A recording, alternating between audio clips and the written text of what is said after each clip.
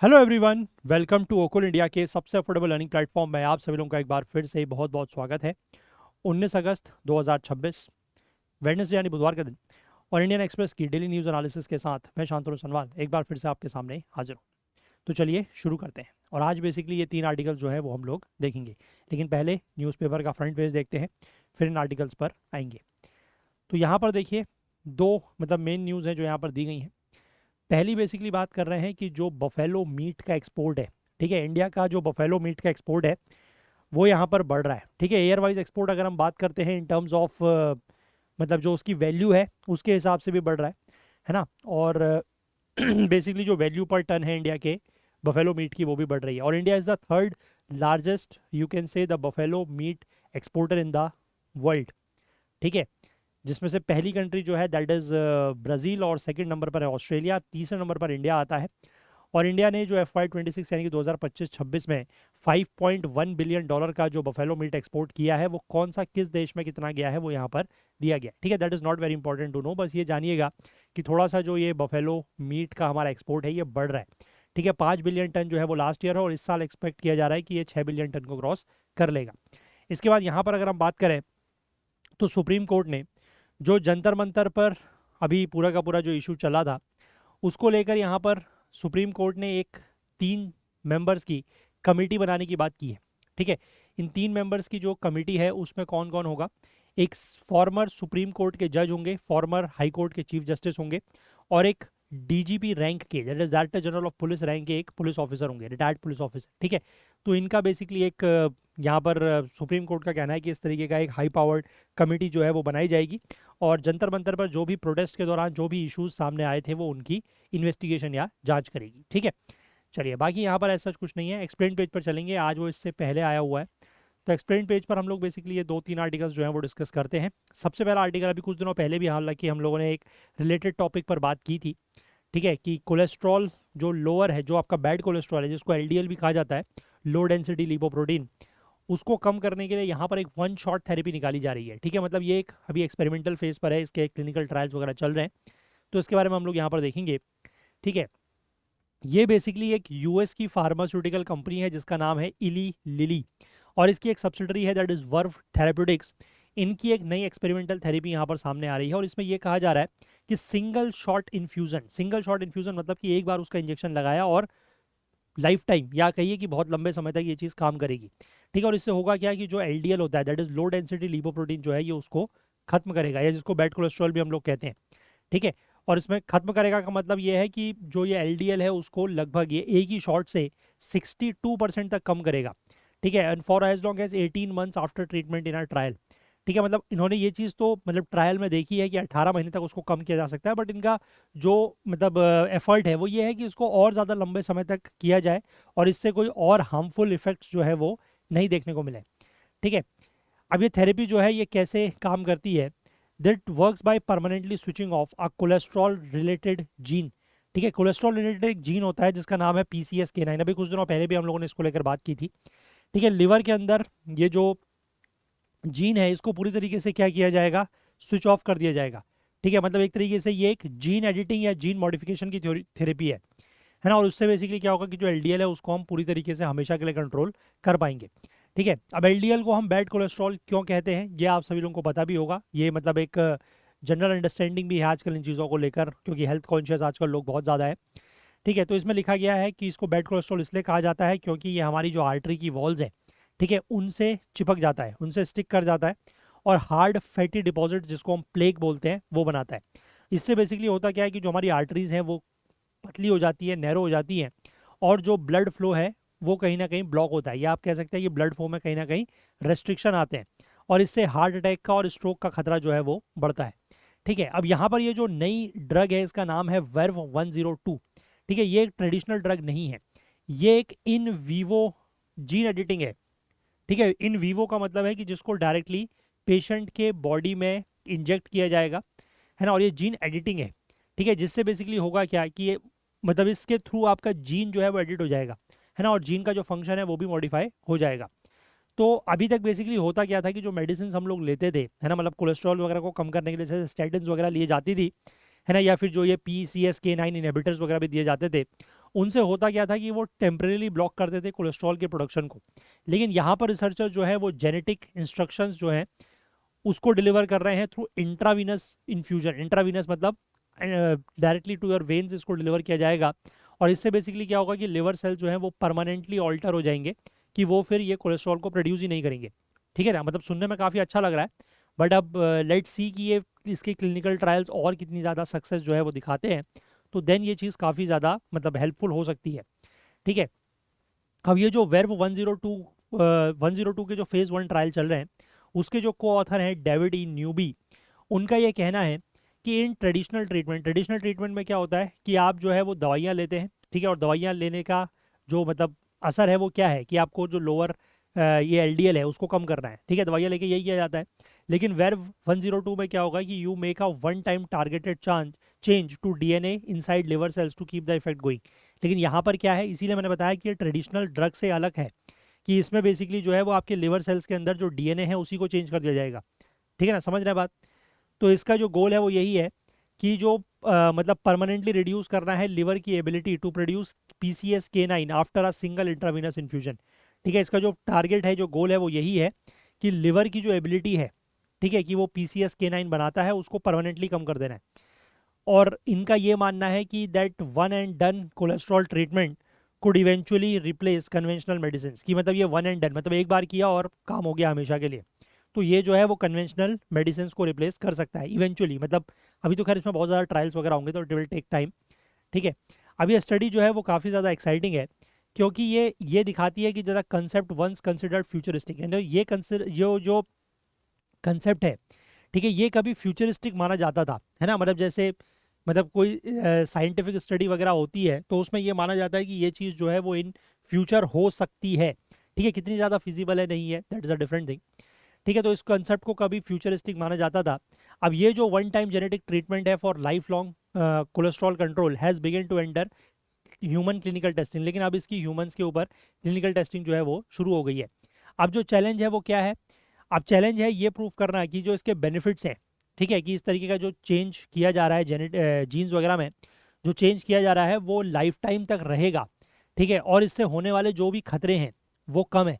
मतलब risk versus benefit का जो एक बैलेंस है वो इसमें देखा जाएगा कि अगर रिस्क कम है और बेनिफिट ज़्यादा है तो this can prove very helpful. ठीक है, तो अभी के लिए अगर हम बात करें तो ये एक प्रॉमिसिंग पोटेंशियल फ्यूचर ऑप्शन है सेलेक्टेड हाई रिस्क पेशेंट्स के लिए। ठीक है, मतलब जिनमें खतरा ज़्यादा है, rather than replacement for existing treatment such as statins, ezetimibe, PCSK9 inhibitors या फिर इंक्रीसेरिन। ये मतलब अभी के तरीके हैं जिनसे LDL को कम किया जाता है। तो मतलब इसका रिप्लेसमेंट नहीं होगा ये, लेकिन जो हाई रिस्क पेशेंट्स हैं उनके लिए एक ऑप्शन बन सकता है। अब PCSK9 को क्यों टारगेट करना है ये हमने पहले भी बात की है, फिर से हम देखते हैं। PCSK9 एक प्रोटीन है which is involve in the regulating LDL cholesterol in the blood. ठीक है, साइंटिस्ट ने जो है ये डिस्कवर किया है कि ऐसे लोग those who naturally have certain loss of function changes in the PCSK9 gene tend to have lower LDL cholesterol throughout their lives and a lower risk of coronary heart disease। ठीक है, मतलब ऐसे लोगों में जिनमें जो ये PCSK9 है, ठीक है, उसमें कुछ चेंज हो जाता है ना, तो उसमें क्या है कि ऐसे लोगों में देखा जाता है कि थ्रू आउट देयर लाइफ मतलब पूरे जीवन भर उनका जो LDL है, जो LDL कोलेस्ट्रॉल है वो कम रहता है। और ऐसे लोगों में जो कोरोनरी हार्ट डिजीज़ के चांसेस हैं, जो रिस्क है, जो खतरा है वो भी कम रहता है। तो यहीं से जो है वो साइंटिस्ट को एक जो है वो क्लू मिलता है कि PCSK9 की अगर एक्टिविटी को कम कर दिया जाए तो that could be a safe and effective way to lower the cardiovascular risk. तो ये एक सेफ तरीका है, एक इफेक्टिव तरीका है जिससे हम कार्डियोवैस्कुलर जो रिस्क है, जो खतरा है, उसको कम कर सकते हैं। ठीक है, और यही डिस्कवरी जो है मतलब ये तो इन्होंने पहले मतलब थ्योरेटिकली जो है इस चीज़ को समझा और बाद में जो है इसी चीज़ को सपोर्ट मिला ड्रग के ट्रायल से। जैसे कि यहाँ पर मेडिसिन की बात करें that is PCSK9 monoclonal antibodies, ये हमारे LDL कोलेस्ट्रॉल को काफ़ी कम और ये जो कार्डियोवैस्कुलर इवेंट्स है उसको भी कम कर सकती है।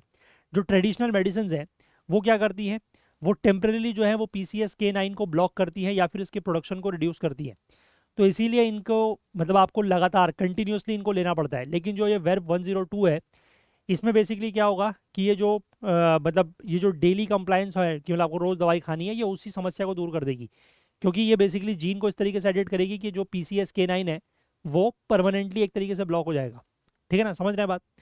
अब इसके बाद यहाँ पर ये लिखा है कि द स्टडी प्रोड्यूस अ रफली 60% reduction in LDL cholesterol after a single infusion in patients, कि सिंगल इस तरीके की ये जो डोज है वो देने के बाद एलडीएल कोलेस्ट्रॉल जो है उसमें 60% तक की कमी आती है।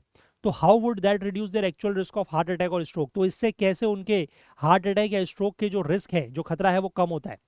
तो इसमें इनका ये कहना है कि दिस इज़ वेरी लार्ज, मतलब ये जो फायदा है वो काफ़ी ज़्यादा है, या जो रिडक्शन हो रहा है वो काफ़ी ज़्यादा है। देखो कैसे, 1 मिलीमोल पर लीटर, यानी कि 1 मिलीमोल पर लीटर, यानी कि ये ऐसी मिलीमोल पर लीटर एक ऐसी यूनिट है जो कि हम ब्लड में हमारी किसी भी चीज़ की कंसंट्रेशन को मेजर करने के लिए यूज़ करते हैं।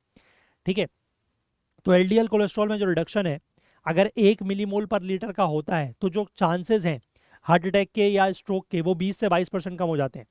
ठीक है, अगर आप ये कह रहे हैं कि अगर एलडीएल कोलेस्ट्रॉल लेवल किसी का 4 मिलीमोल पर लीटर है, ठीक है, 4 मिलीमोल पर लीटर का मतलब होता है 155 mg पर डेसीलीटर, मिलीग्राम पर डेसीलीटर, मतलब डेसीलीटर का मतलब होता है 1/10 ऑफ अ लीटर। ठीक है, 1/10 ऑफ लीटर मतलब 100 ml, कि 100 ml में जो है वो कितना मिलीग्राम एलडीएल है। ठीक है, बेसिकली मतलब जो भी हम जैसे ये सीबीसी वगैरह जो टेस्ट कराते हैं ना, उसमें भी यही वाली आपको वैल्यू देखने को मिलती है। ठीक है, कहीं कहीं पर ये भी लिखी होगी, बट जनरली ये वाली लिखी होती है। ठीक है, तो यानी कि अगर किसी का इतना है और उसमें 60% की कमी का मतलब है कि वो 1.6 मिलीमोल पर लीटर पर आ गया। ठीक है, तो इसका मतलब आपके जो रिस्क है वो आधा हो गया एक तरीके से, ठीक है, स्ट्रोक का और हार्ट अटैक का। और अगर यहाँ पर यह बताया गया है कि after 4 weeks the highest dose group showed particularly strong reduction, PCSK9 का जो लेवल है वो 4 हफ्ते के बाद 88% तक कम हो जाता है, और जो एलडीएल कोलेस्ट्रॉल का लेवल है वो 62% तक कम हो जाता है। ठीक है, एलडीएल कोलेस्ट्रॉल की अगर हम बात करें इन टर्म्स ऑफ मिलीग्राम पर डेसीलीटर, तो वो 78 मिलीग्राम पर डेसीलीटर तक हो गया है, मतलब इतना कम हो गया है। तो आप समझ सकते हैं काफ़ी ज़्यादा फायदेमंद है। इसके बाद यहाँ पर ये लिखा है कि हमें ये पता है कि एलडीएल कम करने से कार्डियोवैस्कुलर रिस्क जो है वो कम होता है, लेकिन जो वर्व 102 है itself has not yet been shown to prevent heart attacks और स्ट्रोक्स, लेकिन ये वर्व 102 से जो है वो हार्ट अटैक या स्ट्रोक्स प्रिवेंट होते हैं, ऐसा अभी तक देखने को नहीं मिला है। How cautious should patient be about interpreting the current result, तो ये जो करंट रिजल्ट है इसको इंटरप्रेट करने में जो पेशेंट्स हैं उनको कितनी ज़्यादा कॉशन रखना है या सावधानी रखनी है। तो इसमें लिखा है कि we always would want large trial data and this is needed. ठीक है, मतलब इनका ये कहना है कि हमें इसके लिए बहुत ज़्यादा डेटा, ट्रायल डेटा चाहिए, है ना, उसकी ज़रूरत है। लेकिन जो all the cholesterol lowering trial so far अभी तक किए गए हैं, उसमें ये देखा है कि कोलेस्ट्रॉल, लोअर कोलेस्ट्रॉल का मतलब है कि कार्डियोवैस्कुलर रिस्क जो है या कार्डियोवैस्कुलर इवेंट जो है वो ऑब्वियसली कम होंगे। ठीक है, और ऐसी ड्रग्स जो PCSK9 प्रोटीन को ब्लॉक करती हैं, उनमें भी ये देखा गया है कि उनसे भी हार्ट अटैक का जो चांसेस हैं वो कम होते हैं। तो it is highly likely but unproven yet for this new approach, तो मतलब ऐसा इससे भी होगा। ठीक है, हाईली लाइकली तो है, मतलब चांसेस तो बहुत ज़्यादा है, लेकिन अभी तक वो प्रूफ नहीं हो पाई है, बस ये बात है। ठीक है, अब इसके बाद ये लिखा गया है कि कुछ पेशेंट्स को जो है वो लगभग मतलब कम से कम 1 साल तक फॉलो किया गया, फॉलोअप लिया गया, 18 महीने तक फॉलोअप लिया गया, और उसमें ये देखा गया है कि उनका जो PCSK9 और LDL कोलेस्ट्रॉल का जो रिडक्शन है वो स्टेबल रहा है इस दौरान। ठीक है, लेकिन 18 मंथ का जो पीरियड है वो एक बहुत मतलब बहुत अलग है, कि अगर आप ये कहें कि the effects will last for decades, ठीक है, कि दशकों तक असर रहेगा, और उसके कंपेरिजन में आप कहें कि 18 महीने तक असर रहेगा, तो वो बहुत अंतर है। तो इसी के लिए उनका कहना है कि अभी और ज़्यादा रिसर्च करने की ज़रूरत है। अब यहाँ पर ये कह रहे हैं कि one time treatment sounds extremely attractive to patients who struggle with taking tablets और returning for injections, but does convenience justifies the possibility of permanent genetic change. तो इनका ये कहना है, मतलब इनसे ये पूछा गया कि एक बार का ट्रीटमेंट जो है वो ऐसे पेशेंट्स के लिए जो रोज रोज दवाई लेने में या समय समय पर इंजेक्शंस लेने के लिए मतलब उससे वो काफ़ी ज़्यादा स्ट्रगल करते हैं, तो उनके लिए वन टाइम ट्रीटमेंट एक काफ़ी अट्रैक्टिव ऑप्शन सुनाई देता है। लेकिन क्या ये जो कन्वीनियंस है ये इस बात को जस्टिफाई करती है कि इससे परमानेंट जो है वो जेनेटिक चेंज होगा? तो इसको लेकर ये कहा गया है, इन्होंने ये कहा है कि दिस इज द की, मतलब यही एक मेन बात है कि मैं स्टेटिन लेता हूँ and it is a pain, state मतलब पेन इन द सेंस कि रोज रोज दवाइयाँ लेनी पड़ रही हैं, ठीक है, रिपीट प्रिस्क्रिप्शन, और उनको रोज याद रखना कि दवाई खानी है, ये सारा एक टेंशन का काम है। ठीक है, अगर ये चीज़ सेफ है, अगर मान लीजिए ये जो जेनेटिक चेंज है अगर ये सेफ है, तो ये एक बड़ा ही रिवॉल्यूशनरी चीज़ होगी। ठीक है, ये एक परमानेंट चेंज है, and we do not yet know the long term consequences as we will need to closely observe this people. ठीक है, कि इसका लॉन्ग टर्म असर क्या होगा, लॉन्ग टर्म कॉन्सिक्वेंस क्या होगा, वो नहीं पता, उसके लिए लोगों को ऑब्जर्व करना होगा, ऐसा बोला गया है।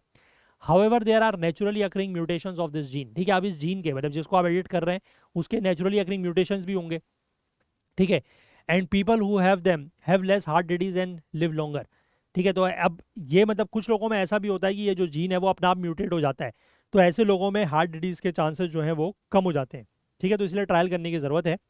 Who do you think should ultimately be considered for a treatment like this? तो इस तरीके के ट्रीटमेंट के लिए किन लोगों को कंसिडर करना चाहिए, और क्या ये सिर्फ ऐसे लोगों के लिए होना चाहिए जिनमें मतलब फैमिलियल हाइपर कोलेस्ट्रोलोमिया, मतलब जिनको एक तरीके से फैमिली हिस्ट्री है हायर कोलेस्ट्रॉल की, या जिनका जो कार्डियोवैस्कुलर रिस्क है वो बहुत ज़्यादा है? तो इनका कहना है कि हम ऐसे लोगों के साथ ही शुरू में जो है वो ट्रायल कर रहे हैं, as they have gain the has they have the most to gain, क्योंकि सभी सबसे ज़्यादा मतलब उन्हीं को कम करनी है चीज़ें। ठीक है, and we can then observe, और फिर उनको ऑब्जर्व किया जाएगा कि अगर कोई प्रॉब्लम्स हैं कि बिफोर मोर वाइड स्प्रेड रूट, तो फिर इसको जो है वो ज़्यादा लोगों तक पहुँचाया जाएगा। ठीक है ना, आई होप आप बात समझ रहे हैं। मतलब ये एक प्रॉमिसिंग टेक तो लग रहा है, बट थोड़ा सा इसमें टाइम लगेगा अभी। ठीक है, अच्छा यहाँ पर एक चीज़ और दी गई है कि अभी जो जिस तरीके से मतलब ट्रीटमेंट होता है, जैसे स्टेटिन्स वगैरह का यूज़ होता है। ठीक है, मतलब मेनली जो फर्स्ट लाइन ट्रीटमेंट आप कहें, अगर कोलेस्ट्रॉल ज़्यादा है, आपका एलडीएल ज़्यादा है, अगर आप डॉक्टर वगैरह को भी दिखाएंगे तो वो सबसे पहले आपको स्टेटिन्स ही प्रिस्क्राइब करेंगे। ठीक है, रिलेटिवली इनएक्सपेंसिव होती हैं, वाइडली अवेलेबल है, और इसमें एक्सटेंसिव एविडेंस है कि ये कार्डियोवैस्कुलर इवेंट्स को या जो एलडीएल है उसको कम करती है। इसके बाद सेकंड है एजिटेमेब। एजिटेमेब को कहा जाता है कोलेस्ट्रॉल एब्जॉर्प्शन इनहिबिटर्स। ये एक ओरल प्रिस्क्रिप्शन है, मतलब वही ओरल दवाई लेनी है। ये भी वही है, हाई ब्लड कोलेस्ट्रॉल को कम करता है, और बाकी जो फैट्स होते हैं ब्लड में, ठीक है, उनको क्या करता है, उनको भी कम करता है by blocking the cholesterol from being absorbed in your small intestine. तो मतलब ये बेसिकली कोलेस्ट्रॉल के एब्जॉर्प्शन को रोकता है। इसके बाद है PCSK9 एंटीबॉडी मेडिसिन। ये बेसिकली पावरफुल LDL रिडक्शंस कर सकता है and have demonstrated cardiovascular benefits, लेकिन इसमें रिपीटेड इंजेक्शन लगाने पड़ते हैं। ठीक है, फिर इसके बाद एक और है, दैट इज इंक्लीसिरेन। ये PCSK9 के प्रोडक्शन को कम करता है और LDL कोलेस्ट्रॉल को लगभग 50% तक कम करता है। ठीक है, इसकी जो लेस फ्रीक्वेंट डोजिंग है may make long term treatment easier for some patient, क्योंकि उसको बहुत ज़्यादा फ्रीक्वेंटली इसकी डोज नहीं लेनी पड़ती है। और इसमें एक बात ये भी है कि ये परमानेंटली मॉडिफाइड DNA को नहीं करता है, लेकिन जैसा अभी वाले जो ट्रीटमेंट में बताया गया है वर्व 102 में, वो ट्रीटमेंट को मतलब वो आपके जीन को जो है वो परमानेंटली एडिट कर देगा या मॉडिफाई कर देगा। ठीक है, अब ये बेसिकली आपको पता ही होगा कि नॉर्मल आर्टरी इस तरीके की दिखाई देती है, कोई इसमें रेस्ट्रिक्शन वगैरह नहीं है, ब्लड आसानी से फ्लो कर रहा है। और अगर इस तरीके का जो ये प्लेग है, ठीक है, प्लेग डिपॉजिट जो लिपिड हो रहा है, डिपॉजिट हो रहा है, जो प्लेग बन रहा है, उससे आपकी जो आर्टरी है वो थोड़ा सा नैरो हो रही है, और इसी से ब्लड फ्लो के पाथ में रेस्ट्रिक्शन आ रहे हैं, और इसी से जो है फिर वो हार्ट वगैरह के रिस्क डिजीजेज और स्ट्रोक वगैरह के खतरे बढ़ते हैं। ठीक है, बात समझ गए आप? चलिए आगे बढ़ें, उससे पहले मैं आप लोगों से एक बार ये रिक्वेस्ट करना चाहूँगा कि आप में से जो भी लोग इन सेशंस को फॉलो करते हैं, अगर आपको किसी भी तरीके की हेल्प मिल रही है तो प्लीज़ कुछ ना कुछ कंट्रीब्यूट करने की कोशिश ज़रूर करें, सो दैट कि थोड़ा सा हमारी भी हेल्प होगी, एंड डेफिनेटली इन सेशंस को हम लोग और ज़्यादा लंबे समय तक इसी तरीके से कंटिन्यू कर पाएंगे। ठीक है, चलिए इसके बाद अगला आर्टिकल हम लोग देखते हैं। ये बात कर रहे हैं कि एक नया ट्रिब्यूनल्स बिल यहाँ पर आया है, और बेसिकली सेंटर और ये इसके बीच में, सुप्रीम कोर्ट के बीच में, मतलब एग्जीक्यूटिव और जुडिशरी के बीच में जो एक बहुत लंबे समय से एक टसल चला आ रहा था, उसको हम यहाँ पर समझेंगे। ठीक है, देखो पार्लियामेंट ने बेसिकली अभी एक ट्रिब्यूनल्स रिफॉर्म बिल 2026 जो है वो पास किया है, अभी इसी मानसून सेशन में हुआ है, और इसमें बेसिकली जो ट्रिब्यूनल्स की एडमिनिस्ट्रेशन है उसमें कुछ बदलाव किए गए हैं। ठीक है, ट्रिब्यूनल्स बेसिकली क्या होती हैं? Tribunals are quasi judicial bodies, और ये इसलिए बनाई गई हैं ताकि जो है वो स्विफ्ट और स्पेशलाइज रिजोल्यूशन मिले डिस्प्यूट्स का, और कोर्ट्स के ऊपर जो केस लोड है, ठीक है, जो मतलब केस का बर्डन है वो थोड़ा सा कम हो जाए। अब यहाँ पर जो बदलाव किए गए हैं इसके एडमिनिस्ट्रेशन में या एडमिनिस्ट्रेटिव स्ट्रक्चर में, ठीक है, that address several of the concerns of the supreme court has repeatedly raised over the years regarding the administration of tribunals. ठीक है, मतलब कई सारी ऐसी जो कंसर्न्स हैं जिनको सुप्रीम कोर्ट ने उठाया था, ठीक है, तो उनको यहाँ पर एड्रेस किया गया है। पर्टिकुलरली जो टेन्योर को लेकर यहाँ पर कुछ इशू था, और जो अपॉइंटमेंट्स में एग्जीक्यूटिव का डिस्क्रिशन था उसको लेकर। ठीक है, लेकिन इसमें इस बिल में अभी भी पूरी तरीके से जो गवर्नमेंट का इंटरफेरेंस है उसको नहीं खत्म किया गया है। ठीक है, एडमिनिस्ट्रेशन ऑफ ट्रिब्यूनल्स में अभी भी गवर्नमेंट का रोल जो है वो बना हुआ है।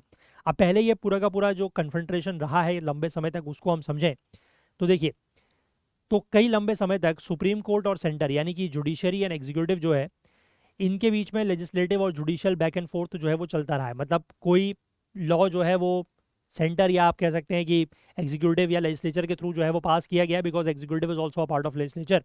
ठीक है, तो एग्जीक्यूटिव या लेजिस्लेचर की तरफ से लॉ पास किया गया, ठीक है, उसको सुप्रीम कोर्ट ने फिर अनकॉन्स्टिट्यूशनल कह दिया, फिर इन्होंने कुछ बीच में ये एक बार ऑर्डिनेंस भी लेके आए, ये सब चीज़ चलती रही है। ठीक है, अब देखिए ये जो फ्रिक्शन की शुरुआत है ये 2017 के फाइनेंस एक्ट से शुरू होती है, जिसमें सेंटर को पावर दी गई कि वो ट्रिब्यूनल्स के लिए नियम या रूल्स बना सकते हैं। ठीक है, इन रूल्स को जो है वो सुप्रीम कोर्ट की एक कॉन्स्टिट्यूशन बेंच ने 2019 में स्ट्रक डाउन कर दिया और ये कहा कि ये बेसिकली इन ट्रिब्यूनल्स की जो जुडिशियल इंडिपेंडेंस है उसको कहीं ना कहीं अंडरमाइन कर रहे हैं। उसके बाद सेंटर फिर से 2020 में फिर से जो है वो नए रूल लेके आता है, तो तब सुप्रीम कोर्ट ने ये रिकमेंड किया, कई सारे उसमें जो है वो मॉडिफिकेशंस रिकमेंड करे और उसमें ये कहा कि जो मेंबर्स का टेन्योर है वो 5 साल का होना चाहिए। ठीक है, अब लेकिन उसके बाद इन सजेशंस को इनकॉर्पोरेट करने के बजाय सेंटर जो है वो अप्रैल 2021 में एक ऑर्डिनेंस लेके आ जाता है, क्योंकि अप्रैल का समय ऐसा है जब हमारे देश में इसका संसद का कोई सत्र, पार्लियामेंट का कोई सेशन नहीं चल रहा होता है, तो इसलिए उस समय एक ऑर्डिनेंस लेके आते हैं और उसमें यह कहा जाता है कि जो टेन्योर है वो 5 साल का नहीं। ठीक है, सुप्रीम कोर्ट ने रिकमेंड किया था 5 साल का टेन्योर, इन्होंने कहा 5 साल का नहीं, हम इसको 4 साल का रखेंगे और मिनिमम अपॉइंटमेंट एज जो है वो रखी गई 50 साल। ठीक है, और उसमें ये भी कहा गया कि एक सिलेक्शन कमेटी होगी जो कि 2 नामों के पैनल को, ठीक है, 2 नाम का पैनल जो है उसको रिकमेंड करेगी और गवर्नमेंट उन 2 नाम में से चूज करेगी। ठीक है, अब सुप्रीम कोर्ट ने इन प्रोविजंस को फिर से स्ट्रक डाउन किया, ये कहते हुए कि ये आर्बिट्रेरी है। इसके बाद पार्लियामेंट फिर से जो है वो एक एक्ट लेके आती है, that is tribunal reforms act. ये एक्ट आया अगस्त 2021 में, यानी कि 2000 अगस्त के 21 के मानसून सेशन में।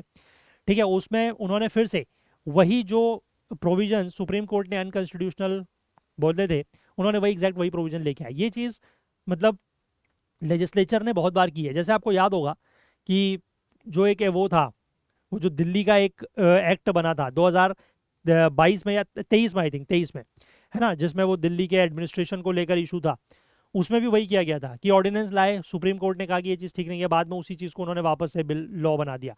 ठीक है ना, तो ये चीज़ जो है वो चलती रहती है, ये टसल है बेसिकली एग्जीक्यूटिव या आप कहिए लेजिस्लेचर और जुडिशरी के बीच में। ठीक है, बट इसमें एग्जीक्यूटिव मैं ज़्यादा इसलिए कहूँगा बिकॉज एग्जीक्यूटिव का ही ज़्यादा रोल होता है लेजिस्लेचर में भी, है ना। अब सुप्रीम कोर्ट ने 2025 में इस चीज़ को लेकर क्या कहा, नवंबर 2025 में सुप्रीम कोर्ट ने फिर से 2021 का जो ये एक्ट था, है ना, सुप्रीम कोर्ट के 2 जजों के बेंच ने इसके प्रोविजंस को स्ट्रक डाउन कर दिया, ये कहते हुए कि that is reenactment of the impermissible legislative override. ठीक है, अर्लियर जजमेंट, मतलब जो सुप्रीम कोर्ट ने पहले जजमेंट दिया आप उसी को फिर से, मतलब सुप्रीम कोर्ट ने ये कहा कि ये चीज़ें अनकॉन्स्टिट्यूशनल हैं, उसको स्ट्रक डाउन किया, आपने वही प्रोविजन फिर से ले आया। ठीक है, और कोर्ट ने जो है वो क्रिटिसाइज भी किया गवर्नमेंट को for its persistent refusal to adhere to its pronouncements. ठीक है, इस बात को लेकर सरकार की आलोचना भी की गई कोर्ट की तरफ से कि बार बार मतलब हम जो भी फैसला सुना रहे हैं ये उसको मान नहीं रहे हैं, उसको रिफ्यूज कर रहे हैं। ठीक है, और कोर्ट ने ये कहा कि ये जो 4 साल के टेन्योर की बात की गई है दैट इज एंटी मेरिट, और ये बेसिकली क्या करती है कि इंक्रीज इंटरफेरेंस बाय एग्जीक्यूटिव। ठीक है, एग्जीक्यूटिव का इंटरफेरेंस इसमें बढ़ता है और उससे बेसिकली जो जुडिशरी की इंडिपेंडेंस है वो कहीं ना कहीं खतरे में जाती है, जोपर्डाइज होती है। ठीक है, और साथ ही साथ ये भी कहा कि गवर्नमेंट जो है वो ये डिमांड नहीं कर सकती या कि पैनल ऑफ 2 नेम्स, ठीक है, कि सिर्फ 2 ही नाम का पैनल जो है वो दिया जाए, क्योंकि इससे क्या होगा कि फिर से अपॉइंटमेंट में एग्जीक्यूटिव का एक अनड्यू डिस्क्रिप्शन हो जाएगा। ठीक है, तो सुप्रीम कोर्ट ने खारिज करा 2021 का एक्ट और फिर ये सारी बातें कही। ठीक है, और इसमें यह भी कहा गया कि एक मतलब इस फैसले में सुप्रीम कोर्ट ने यह भी कहा कि एक नेशनल ट्रिब्यूनल कमीशन जो है वो बनाया जाए। ठीक है, और सेंटर को ये निर्देश दिए कि एक जो है वो 4 महीने के अंदर अंदर आप ऐसा बनाएं।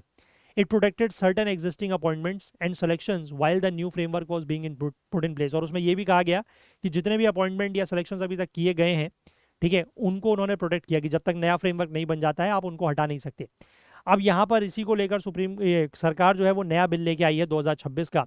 इसका जो statement of objects and reason है उसमें ये कहा गया है कि this is in consonance with the directions of the supreme court, कि सुप्रीम कोर्ट के जो निर्देश हैं ये उसके हिसाब से बनाया गया है, और ये इसलिए बनाया गया है ताकि एफिशिएंसी को इम्प्रूव किया जा सके, ये इंश्योर किया जा सके कि ये जो ट्रिब्यूनल्स हैं वो इंडिपेंडेंट तरीके से काम कर रहे हैं।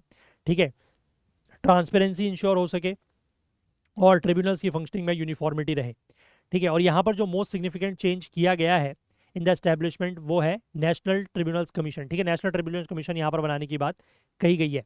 The Supreme Court had repeatedly insisted on the creation of this independent body to sever the tribunal's reliance on their parent government ministries for administrative and financial needs. तो बेसिकली ये इसलिए किया गया, मतलब सुप्रीम कोर्ट ने बार बार ये बात इसलिए कही कि ये कमीशन बना दीजिए, इससे होगा क्या कि ये जो ट्रिब्यूनल्स हैं, ठीक है, उनको अपनी जो पेरेंट गवर्नमेंट मिनिस्ट्रीज है उनके ऊपर एडमिनिस्ट्रेटिव और फाइनेंशियल ज़रूरतों के लिए बहुत ज़्यादा निर्भर नहीं होना पड़ेगा। ठीक है, और इसी की वजह से बेसिकली क्या हो रहा था कि ये जो ट्रिब्यूनल्स थी ये एग्जीक्यूटिव कंट्रोल में रहती थी, तो ये उससे बच जाएंगी। तो यहाँ पर इस जो नया बिल अभी पास किया गया उसमें ये कहा गया है कि ये कमीशन बनाया जाएगा। ठीक है, साथ ही साथ कमीशन जो है वो सिलेक्शन प्रोसेस भी करेगा फॉर द वैकेंसीज। ठीक है, ट्रिब्यूनल्स की परफॉर्मेंस को भी रिव्यू करेगा और साथ ही साथ उसके मेंबर्स के अगेंस्ट अगर कोई कंप्लेंट आती है तो उनकी इंक्वायरीज भी देखेगा। ठीक है, और एक नेशनल ट्रिब्यूनल्स डेटा ग्रिड जो है वो भी मेंटेन करेगा। अब इस ट्रिब्यूनल कमीशन को हेड कौन करेगा? फॉर्मर सुप्रीम कोर्ट के जज या फिर फॉर्मर किसी हाई कोर्ट के चीफ जस्टिस। और इसमें जो है वो 2 जुडिशियल मेंबर्स और 2 टेक्निकल मेंबर्स होंगे। टेक्निकल मेंबर्स के पास कम से कम 25 साल का अनुभव होना चाहिए in the field such as public administration, finance और लॉ। ठीक है, लेकिन ये कमीशन जो है वो अभी भी पूरी तरीके से एग्जीक्यूटिव से इंसुलेटेड नहीं है। ठीक है, इसके चेयरपर्सन को अपॉइंट कौन करेगा? सेंटर ही करेगा। इसके मेंबर्स को भी अपॉइंट वही करेंगे थ्रू द, लेकिन उसमें बात यह है कि जो चेयर और जुडिशियल मेंबर्स हैं उनको अपॉइंट किया जाएगा after consulting the chief justice of India. बस इतनी सी बात बोली गई है। ठीक है, लेकिन अपॉइंटमेंट अभी भी सेंटर ही करेगा। साथ ही साथ कमीशन के जो सेक्रेटरी हैं उसको भी सेंटर अपॉइंट करेगा। सेंटर जो है वो प्रोवाइड करेगा ग्रांट। रूल मेकिंग पावर जो है वो भी सेंटर के पास रहेंगी over several aspects of tribunals members qualification and service condition. तो इन सारी चीज़ों को लेकर जो रूल वगैरह है वो भी सेंटर ही बनाएगा। ठीक है, ये बिल जो है 2021 के एक्ट को रिपील करता है और ये जो प्रीवियसली कंटेस्टेड एक इशू था टेन्योर का उसको ये रिजॉल्व करता है। ठीक है, इसमें ये कहा गया है कि चेयरपर्सन और जो मेंबर्स होंगे उनका टेन्योर जो है वो 5 साल का रहेगा। मैक्सिमम एज लिमिट जो है वो 70 ईयर्स रखी गई है चेयरपर्सन के लिए और 67 ईयर्स रखी गई है मेंबर्स के लिए। और इनका रीअपॉइंटमेंट जो है वो भी हो सकता है। तो ये जो प्रोविजंस यहाँ पर दिए गए हैं सर्विस कंडीशंस वगैरह ये ध्यान रखिएगा। साथ ही साथ जो सर्च कम सिलेक्शन कमेटी है मेंबर्स की उनको भी हेड किया जाएगा by the judicial member of the commission. और इसमें एक रिटायर्ड हाई कोर्ट के जज होंगे, एक गवर्नमेंट सेक्रेटरी होंगे और एक टेक्निकल मेंबर और एक्सपर्ट्स होंगे। ठीक है, कमेटी जो है वो एक सूटेबल कैंडिडेट को रिकमेंड करेगी फॉर ईच वैकेंसी और एक एडिशनल नेम भी दिया जाएगा वेटिंग लिस्ट के लिए। और गवर्नमेंट को जो है जब उसको ये रिकमेंडेशन मिलती है उसके 3 महीने के अंदर अंदर अपॉइंटमेंट करना होगा। और यही चीज़ जो है वो 2021 का जो एक्ट था उससे थोड़ा सा अलग है। ठीक है, कि मतलब इसमें सिर्फ और सिर्फ होल सोल आप कहिए कि गवर्नमेंट का ही रोल नहीं है अपॉइंटमेंट वगैरह में, इसमें औरों का रोल भी बताया गया है। ठीक है, आई होप क्लियर है बात। चलिए, तो ये आर्टिकल भी हो गया।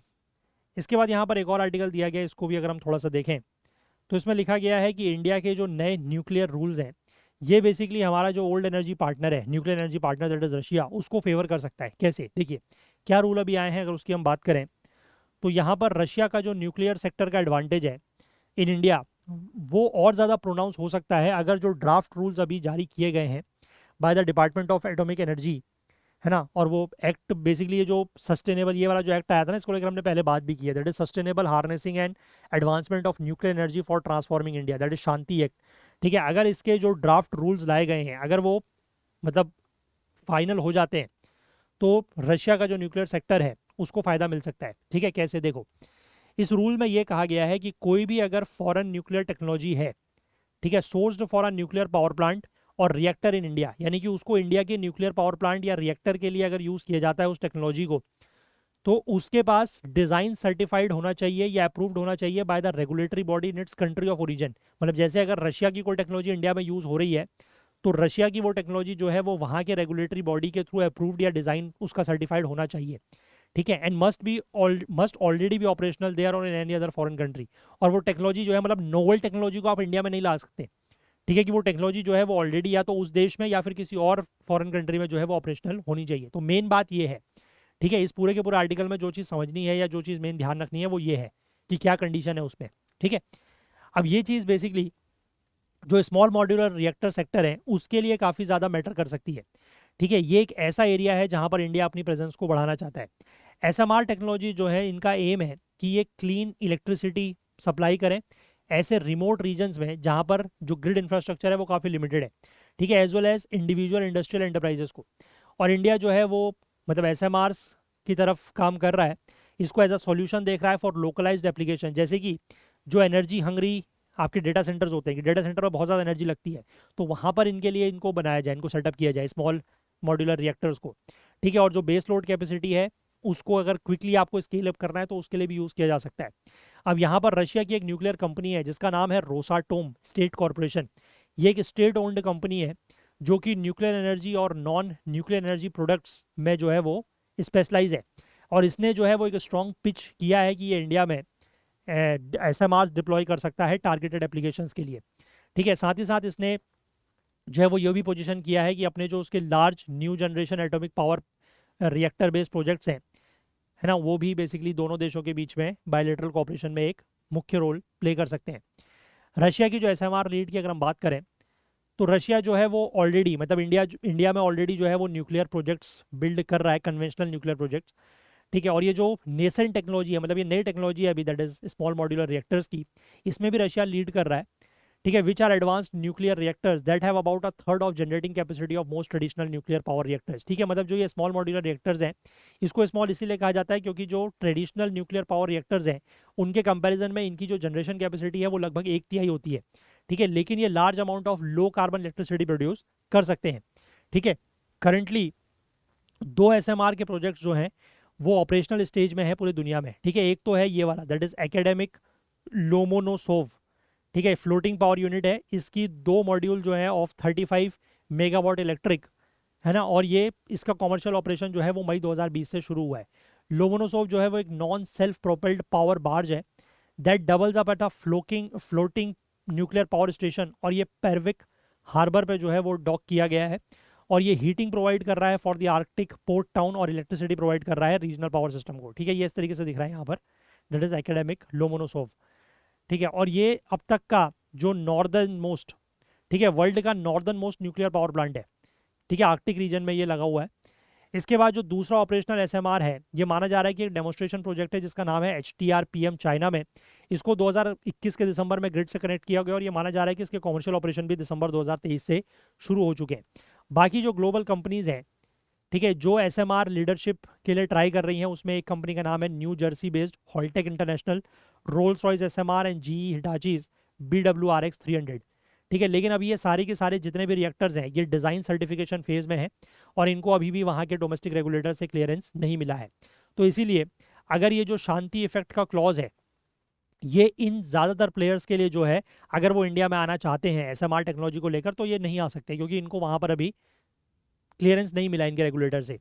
ठीक है, और रशिया ने जो है ये माना जा रहा है कि स्ट्रॉन्ग पिच किया है for SMR based projects at a working meeting, जो कि मुंबई में एक मीटिंग हुई है 10 नवंबर को बिटवीन अजीत कुमार मोहंती, ये बेसिकली इंडिया के जो department of energy atomic energy के चेयरमैन है, और एलेक्सिस लिखाचेव, बेसिकली ये जनरल डायरेक्टर जनरल है रोस्टोम के, इनके बीच में एक मीटिंग हुई है।